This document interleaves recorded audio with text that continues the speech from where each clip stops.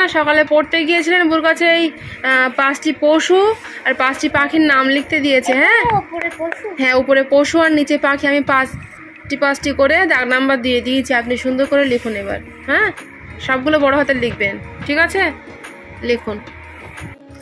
Second পরীক্ষার syllabus অনুযায়ী private থেকেও কাজ দেওয়া হচ্ছে, তো সেই মতো করে আজকে সোনাকে প্রাইভেট থেকে কিছু কাজ লিখতে দিয়েছিল, সেগুলো সন্ধ্যাবেলা আমি বসিয়ে ওকে লেখাচ্ছিলাম। তো গাইজ, আপনারা সবাই কেমন আছেন? আশা করছি ভালো আছেন, আমরাও ভালো আছি। সুতরাং ভিডিওটি দেখতে থাকুন।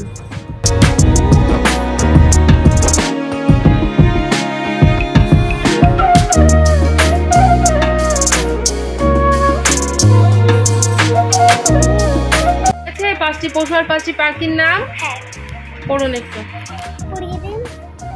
এখান থেকে পড়ুন। বলুন পশুর নাম। DOG dog. ডগ মানে কুকুর। বানান বলুন, বাংলায় বানান বলুন। CAT cat. ক্যাট মানে বিড়াল। বয় হসি ডয় শূন্য রয় আকার ল। মুখে আওয়াজ নেই কেন পড়ছেন? GOAT। কি হয়?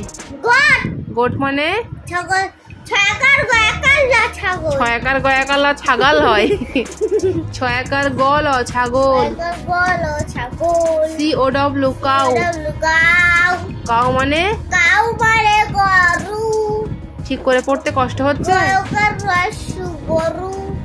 LION lion. তাহলে আমাদের 5টি পশুর নাম পড়তে পারলাম। আচ্ছা, 5টি পাখির নাম পড়ুন এবার। বলুন EMU।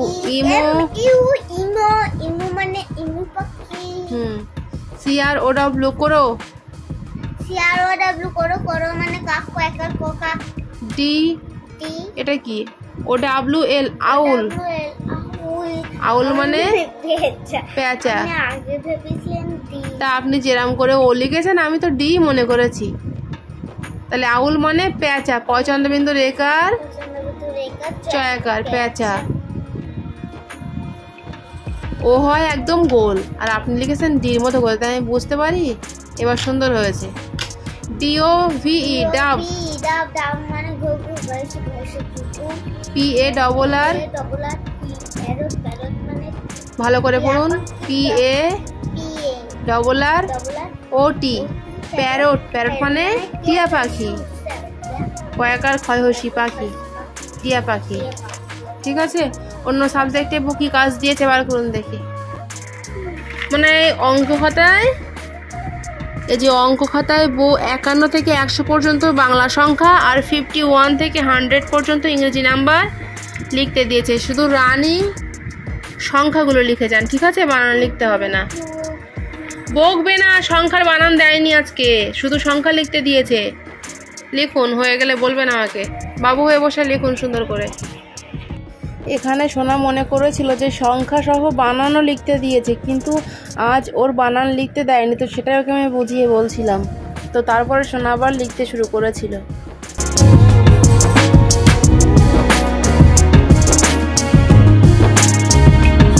লেখা হয়েছে সোনা? একটু পড়ুন তো। হাত ব্যথা হয়ে গিয়েছে সোনা 2 পৃষ্ঠা লিখতে গিয়ে?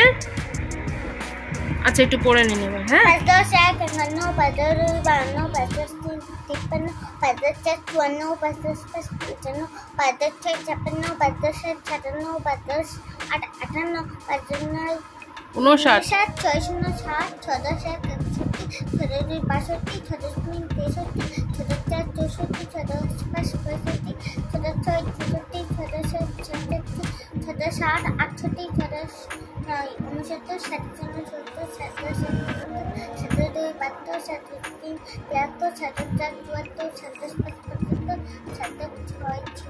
76।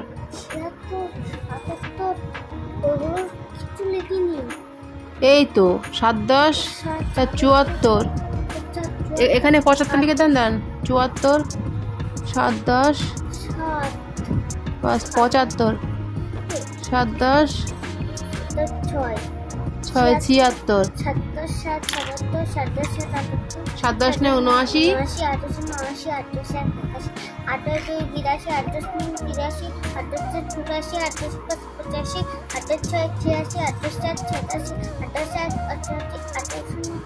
8 10 9 89, 990,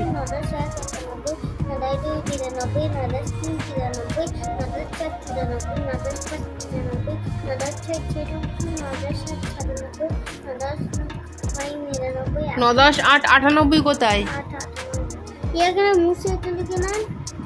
9 10 8 98, 9 10 9 99, 100 0 100।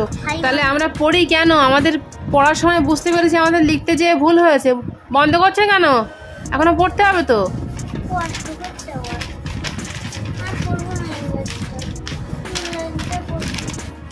এই দেখি, তাহলে আমাদের লিখতে যেয়ে কোথায় কোথায় ভুল হয়েছে? 3 জায়গায় সংখ্যা ভুল হয়েছে আমাদের, তাই তো? আচ্ছা, এই 51 থেকে পড়ুন এবার। আমি 51 থেকে পড়ুন এবার। আঙুল দিন এখানে।